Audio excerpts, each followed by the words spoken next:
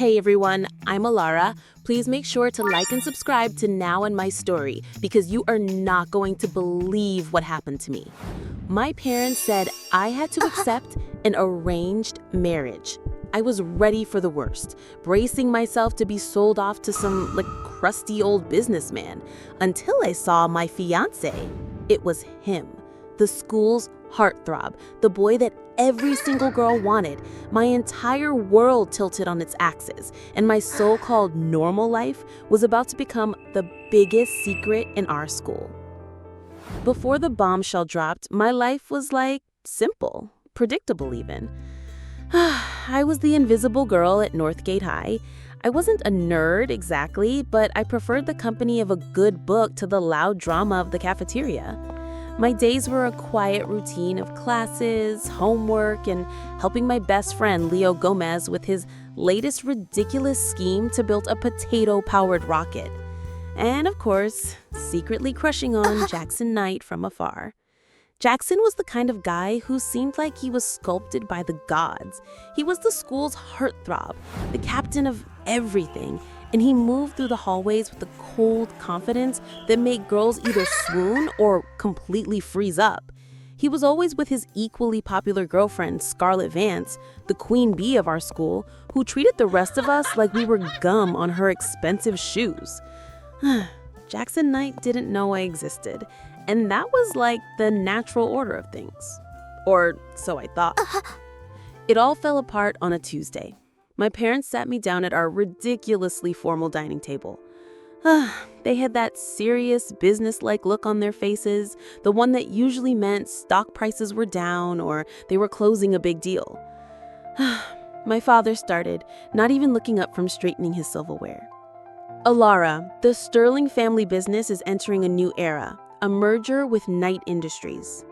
I nodded, having no idea where this was going. My mom chimed in, her voice crisp and final. This merger is more than just financial, dear.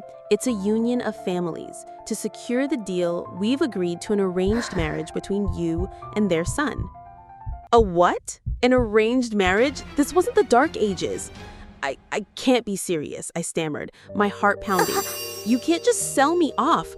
I have no choice in this? My father finally looked at me, his eyes cold. This is for the future of our family, Alara. Your choice was made for you. I was devastated, ready to scream, to run, to do anything to escape this nightmare. And then the doorbell rang. A few moments later, Jackson Knight and his parents walked into our dining room. My jaw hit the floor. Jackson looked just as furious as I felt, his handsome face a mask of stone-cold rage. He was trapped, just like me. My nightmare had a name, and it was the one boy I secretly dreamed about. The following day at school was torture. We were under strict orders from our families to start the farce, as I called it. I had to walk into school with Jackson Knight, me, Alara Sterling, the invisible girl, walking side by side with the most popular boy in school. Every head in the hallway turned. The whispers were like a shockwave. I could feel my cheeks burning. And then Scarlett saw us, her perfectly made-up face twisted into a mask of pure fury. She stormed over to my locker later that day, her posse flanking her like vultures. "Stay away from my boyfriend, you pathetic nerd," she hissed, slamming her hand next to my head. "I don't know what kind of game you're playing, but it's over." I was completely frozen. But before I could say anything, Jackson appeared behind her. "He'd leave her alone, Scarlett," he said, his voice flat. He wouldn't even look at me. It was the weakest defense in history, but it was enough to make Scarlett back off. For now. That night, Jackson texted me. "We need to talk. Library tomorrow before school. We need to get our story straight." That meeting was the first time we, actually talked. We sat at a dusty table in the back, the silence between us so thick you could cut it with a knife. "Look," he started, not meeting my eyes. "I hate this as much as you do. This whole arranged marriage thing is insane." I was surprised. "I thought you did whatever your parents wanted." He finally looked at me, and for the first time, I saw a crack in his perfect heartthrob armor. I have to. It's for my family. But it doesn't mean I have to like it. We found out we had something in common. We both felt suffocated by our parents' expectations. He wasn't just a popular jock. He loved working on vintage cars, something his dad thought was a waste of time. And he saw that I wasn't just a quiet nerd. I loved to paint.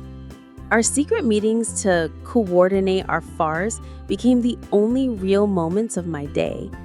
I was starting to see the real Jackson, and my schoolgirl crush was turning into something much deeper, something like dangerous.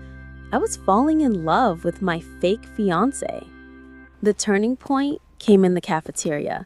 Scarlett, who had been publicly humiliated by Jackson's coldness towards her, decided to get her revenge.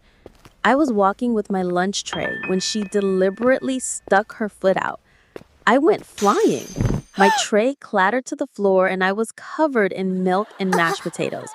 The entire cafeteria erupted in laughter. It was my worst nightmare come true. I was mortified, tears stinging my eyes. I just wanted to disappear. But then, Jackson was there. He didn't hesitate. He knelt down, helped me up, and didn't care that I was a complete mess.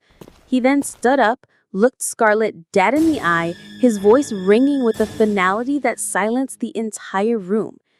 "We're done, Scarlett. For good." He publicly broke up with her. For me. The jealousy in her eyes turned to pure hatred. She stormed off, but I knew this wasn't over. Jackson took me outside and helped me clean up. "I'm sorry, Alara," he said, his voice soft. "I'm sorry I let it go on for so long." And in that moment, I knew. The farce was over for me. I was completely in love with him. The school prom was our next big challenge. It was supposed to be the magical night every girl dreams of. But for me, it felt like walking into a trap. Jackson had asked me to go with him, for real this time. And a part of me was so happy I could fly. We walked in together, and for a little while, it felt like a real date. We even danced, and when he held me close, my heart felt like it was going to beat out of my chest. But I could feel Scarlett's eyes on us the whole night. She was waiting for her moment. And it came. She somehow got her hands on the DJ's microphone. "Attention Northgate High," her voice echoed through the gym. "Do you all want to know the real truth about our new it couple?" The music stopped. Everyone turned to look at us. It's all a lie, a big, fat fake. Their parents are forcing them into an arranged marriage to merge their companies. He doesn't love her. It's all just a business deal.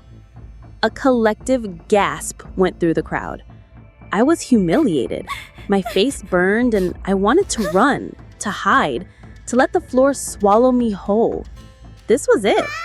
The end of my short-lived dream. I looked at Jackson, expecting him to deny it to save himself. But instead, he walked calmly onto the stage and took the microphone from Scarlett's hand. He looked out at the sea of faces. Then his eyes found mine. She's right about one thing. This whole thing did start as an arrangement, a business deal, a complete farce. He paused, and my heart shattered. Then he looked straight at me, a small, genuine smile on his face. But it's not a farce anymore. What I feel for her, that's the only thing that's real. He walked through the crowd, never taking his eyes off me. He stopped right in front of me, cupped my face in his hands, and kissed me. The entire school erupted in cheers. It was a kiss that sealed our secret, turning a lie into the most beautiful truth. That night, sitting under the stars after the prom, he told me how miserable he was pretending to be the perfect school heartthrob. With me, he could just be Jackson. He didn't have to pretend. And I realized I wasn't the invisible girl anymore. I was the girl he saw. Our arranged marriage was the one thing in my life I had no choice in. but it led me to my one true love. Our family forced us together, but it was our own hearts that made the final choice. And that's my story. It's crazy how life works out, right? If you want to see another crazy story, just click the video right here on the screen. See you next time.